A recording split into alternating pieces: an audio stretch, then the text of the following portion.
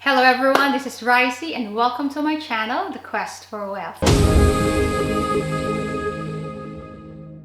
In this video, I want to share with you my top money regrets as a Canadian immigrant. The first regret that I wanted to share with you is when I bought a house and not a rental property. I truly considered the idea of buying a rental property. Could be a fourplex or a triplex.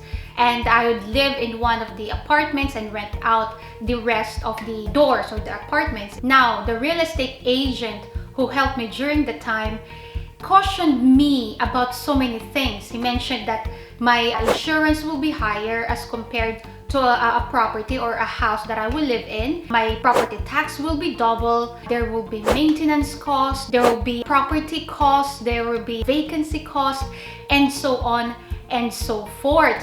Now, all this opinion of this real estate agent scared me, and that was my fault. I allowed this person to take me out of my idea.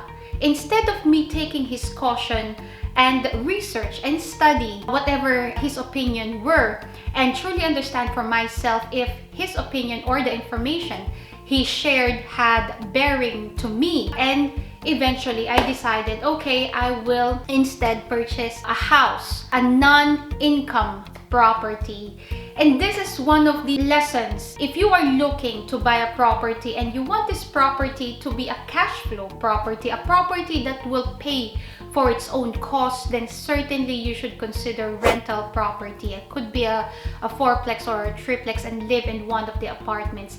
This will not be your long-term situation unless you want it to be, of course. You can start with that, and then as time goes by, you will then just buy a property, an actual family house that you and your family will live in. But to start off, in order for you to better build your financial situation, a rental property is a better option than buying a non-income property. My second money regret is when I invested on mutual funds instead of stocks. Back in 2018, as soon as I opened my account, I invested the settlement funds that I had with me. And immediately in my mind, I opted or concluded that investing on index funds and mutual funds is the best trajectory for me. It's the most strategic way for me to grow my finances.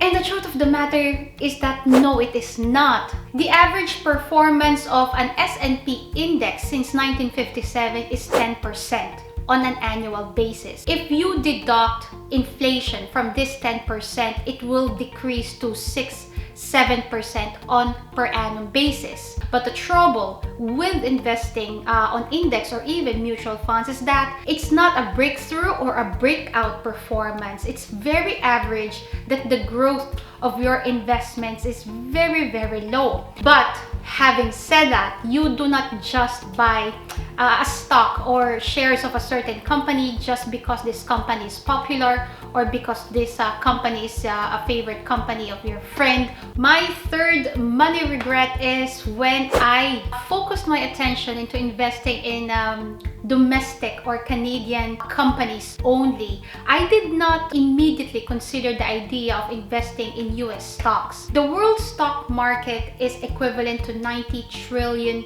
US dollars. And the biggest stock markets in the world are the New York Stock Exchange and the Nasdaq. These two stock markets constitute about almost half, 46% of the world stock market. The Canadian stock market is not even included in the top 10 biggest stock markets in the world. And with that alone, you can imagine how small the Canadian stock market is. I think it's only between 3 and 5% of the world stock market. So then if you do not invest in the US stock market, the NYSE and the Nasdaq, you are essentially and ultimately limiting your growth, and limiting your own growth is to your own detriment. It does not help you, and I certainly for a fact can tell you it did not help me. So then if you will invest in the stock market, you have to broaden your horizon and absolutely consider the US stock market. And there are various ways to invest in the US stock market. There is Questrade broker platform. As a matter of fact, I am an affiliate of Questrade. If you want to start your investment journey, you can certainly open an account with Questrade. I have their link in the description box. Anyhow, so that's one of my regrets, but I have already started investing in the US stock market, and I am slowly building my portfolio of different US companies. My fourth money regret dates back in 2021, about a year ago, when I watched an interview by Harry Dent. Harry Dent is an American author and investment advisor, essentially. And in this interview of Harry Dent, he mentions and forecasted and claimed and proclaimed that the world stock market will collapse in the second quarter of 2021. There's just overvalue in the financial assets, etc., etc., etc. And he essentially painted a very gloomy, very dark, very, very scary investment situation in the second quarter of 2021. And me watching this guy, I mean, I've been watching this guy for a very long time, been listening to this guy for a very long time.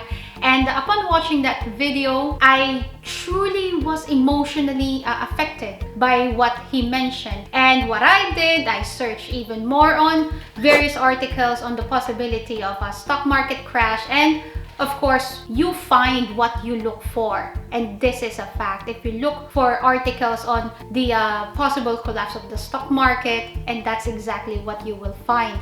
And when I had read and watched so many videos about the possible collapse, I decided I will liquidate some of my investments. And I did. It's a good thing I did not liquidate all of them. And well, as you know, the stock market did not collapse in 2021. There are corrections in between, of course, and this is absolutely normal. And this is one of the regrets that I have, really. Do not listen to people who tell that, who proclaim and claim that the end of the investment world is numbered and there's no sense to invest. No one can absolutely predict anything.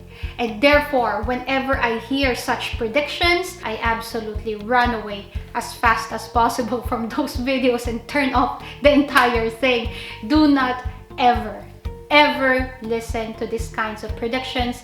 These people cannot predict the future. Much like Warren Buffett, he mentions that no one can ever really predict the future, and he does not intend to. What he does is that he understands and studies his investments so that he is better prepared if and when such situations happen. Please share, like, and subscribe this video, and I certainly hope to see you on my next video.